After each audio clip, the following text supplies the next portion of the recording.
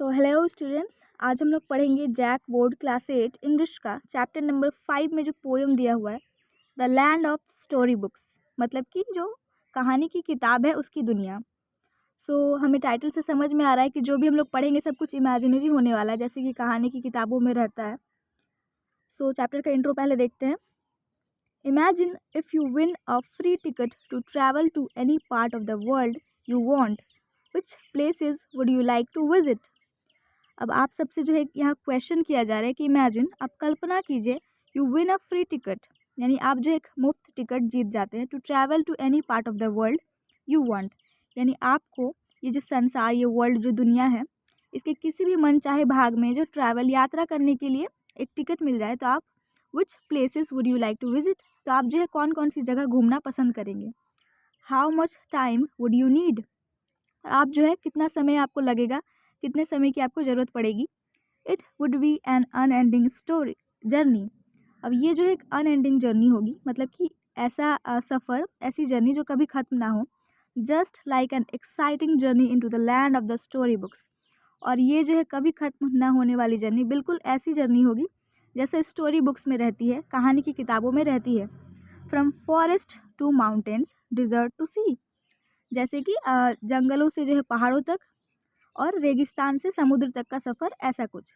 You may travel anywhere any time at the cost of a book, और यहाँ आप सबसे कहा जा रहा है कि you may travel anywhere any time, आप जो है कभी भी कहीं पे भी ट्रैवल कर सकते हैं, eight the cost of a book, सिर्फ एक किताब की कीमत पर। यहाँ पे आप पोएम का एक्सप्लेनेशन स्टार्ट कर रहे हैं। At evening when the lamp is lit around the fire my parents sit, they sit at home and talk and sing and do not play at anything. यहाँ कहा जा रहा है at evening when the lamp is lit, यानी जब कभी बच्चे थे, तब छोटे थे, और वो देखते थे क्या कि इवनिंग यानी कि शाम ढलते ही जो लैम्प लिट हो जाता था, लैम्प जल जाते थे। Around the fire my parents sit, और आग जला देते थे उनके पेरेंट्स, और उसी आग के चारों ओर जो है क्या करते थे, उनके माता पिता बैठ जाते थे। दे sit at home and talk and सिंग, और वो जो है घर पे ही रहते थे, घर पे ही बैठते थे और बातें करते थे और गाना गाते थे।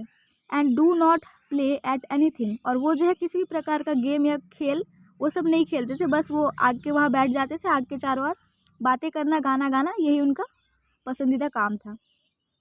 Now with my little gun I crawl all in the dark along the wall and follow round the forest track away behind the sofa back.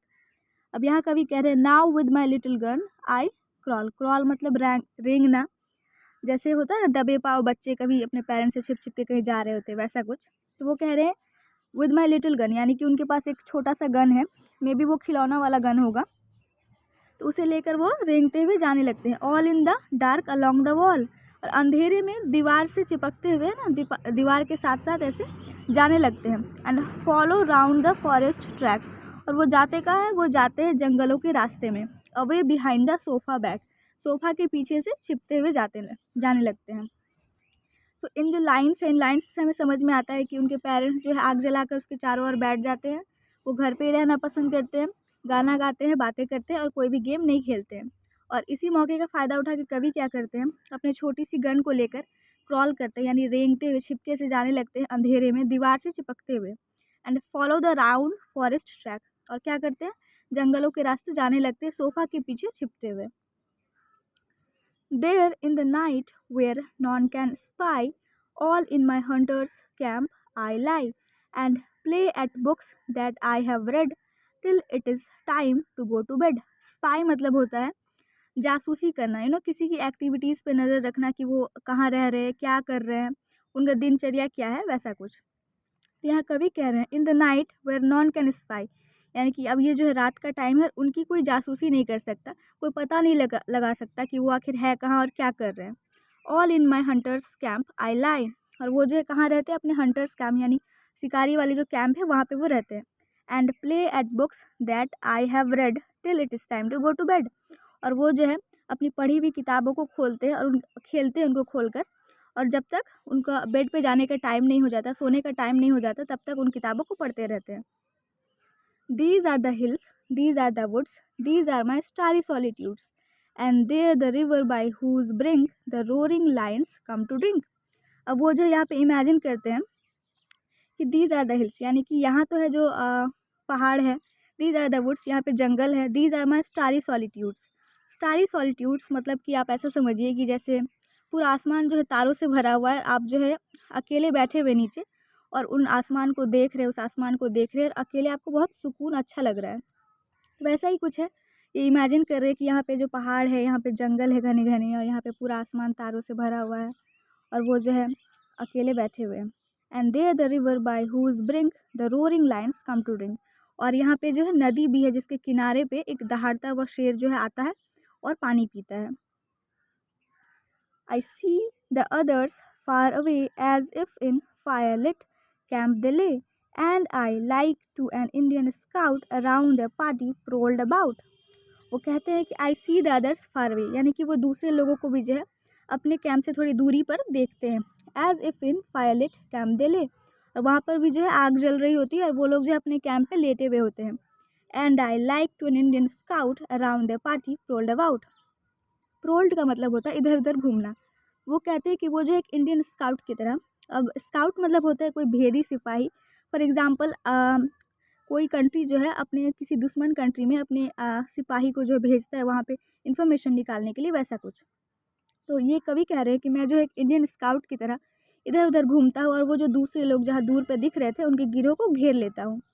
So when my mother comes in for me home I return across the sea and go to bed with backward looks at my dear land of the story books। वो कह रहे हैं कि so when my mother comes in for me, तो उनकी जब mummy है उनको बुलाने के लिए आती है, home I return across the sea, तो वो क्या करते हैं समुद्र को पार करके अपने घर वापस लौटते हैं। and go to bed with backward looks, और अपने बेड पे जाते हैं सोने के लिए पीछे मुड़ मुड़ कर देखते हुए at my dear land of the story books, अपनी जो उनकी प्यारी डियर सी प्रिय सी कहानी की किताब है उनको देखते हुए। तो इन लाइन्स में हमें समझ में आता है कि कभी जो है इमेजिनरी दुनिया में अभी भी है, वो देखते हैं कि दूसरे लोग भी जो है उनके कैंप से थोड़ी दूरी पर है, वहाँ पर आग जल रही है और वो जो है एक इंडियन स्काउट की तरह वहाँ पे चले जाते हैं दूसरे लोगों के कैंप के वहाँ पे घूमते हैं, उनको घेर लेते हैं। और जब उनकी माँ जो है उनको बुलाने के लिए आती है कि चलो अब घर चलो, तो वो क्या करते हैं समुद्र को पार करके अपने घर वापस जाते हैं और अपने बेड पे चले जाते हैं सोने के लिए। उनको मन तो नहीं कर रहा होता जाने के लिए, इसीलिए वो क्या करते हैं अपनी प्यारी जो कहानी की किताब है उसको पीछे मुड़ मुड़ कर देखते हैं और फिर सो जाते हैं। तो यहाँ पे ये जो पोएम है इसका एक्सप्लेनेशन ख़त्म होता है। आई होप आपको एक्सप्लेनेशन समझ में आया होगा और ये वीडियो पसंद आया होगा। Thank you.